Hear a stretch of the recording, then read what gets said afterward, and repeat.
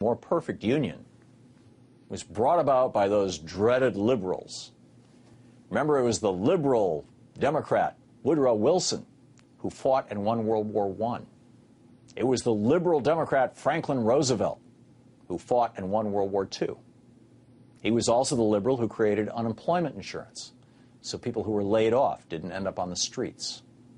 And Roosevelt was the liberal who created Social Security, so people who worked their entire lives could have a decent retirement free from poverty. He was also the liberal who put in place Glass-Steagall after the crash of '29, that reined in the banks and prevented another market panic for more than 60 years. And it was liberals who brought democracy to the workplace in the form of labor unions and safety regulations. Liberals created a safer working environment that kept Americans from mangling their arms in dangerous machinery or dying in factory fires because the fire exits were blocked, like at the Triangle Shirtwaist Factory in New York. Liberals put in place child labor laws to end the exploitation of 10-year-olds. Liberals worked for women to get equal pay for equal work and are still working to finish that one. Liberals fought for women to have the right to vote. Liberals fought against institutionalized racism and fought for minorities' rights to fully participate in our society and in our economy. Liberals passed the Civil Rights Act. Liberals passed the Voting Rights Act. It was the liberal Lyndon Johnson who created Medicare and Medicaid that protected the elderly, the disabled, and the poor from being destroyed by illness. And Johnson was the liberal who cut poverty in half in America in a single generation, thanks to the Great Society. Liberals brought us the 40-hour work week and overtime pay, the minimum wage and workers' compensation, safe food and drugs, a balanced federal budget and the FDIC to ensure your bank deposits, clean air and water, the GI Bill and the Peace Corps, student grant and loan programs, employer-paid vacations, pensions, and medical insurance, national parks and municipal fire departments. As JFK said in 1960, what do our opponents mean when they apply to us the label liberal? If by liberal they mean, as they want people to believe, someone who is soft in his policies abroad, who is against local government, and who is unconcerned with the taxpayer's dollar, then the record of this party and its members demonstrate that we are not that kind of liberal. But if by a liberal they mean someone who looks ahead and not behind, someone who welcomes new ideas without rigid reactions, someone who cares about the welfare of the people, their health, their housing, their schools, their jobs, their civil rights and their civil liberties, someone who believes that we can break through the stalemate and suspicions that grip us in our policies abroad. If that is what they mean by a liberal, then I'm proud to say that I'm a liberal.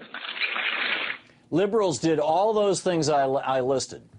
And what were the conservatives doing the whole time? Saying no, just like they're doing today. Republicans opposed every single one of those things I just mentioned. But besides trying to undermine each of these accomplishments I just listed, conservatives have their own agenda. It's conservatives who gave massive, irresponsible tax cuts to the top 1%. Tax cuts that created massive deficits for our children. That's how Reagan tripled the national debt.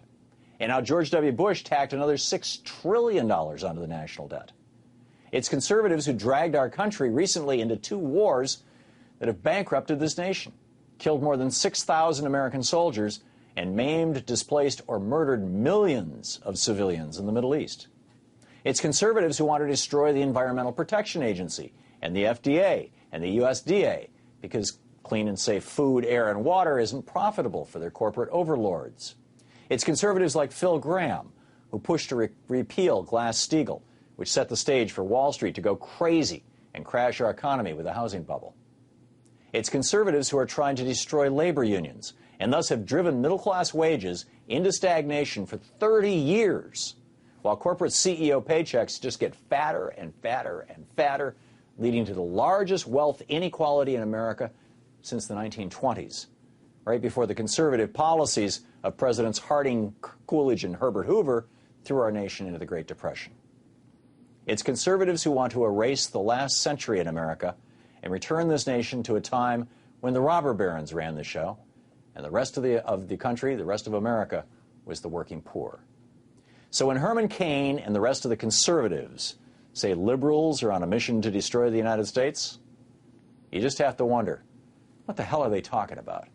Especially Herman Cain, who wouldn't even be able to make a living, much less run for president, had it not been for liberals of all races being willing to fight and die for the rights of all. As the famed conservative ideologue William F. Buckley famously noted, a conservative is a fellow standing athwart history yelling, "Stop!" Well, thanks to liberals, the forward march of human history hasn't stopped.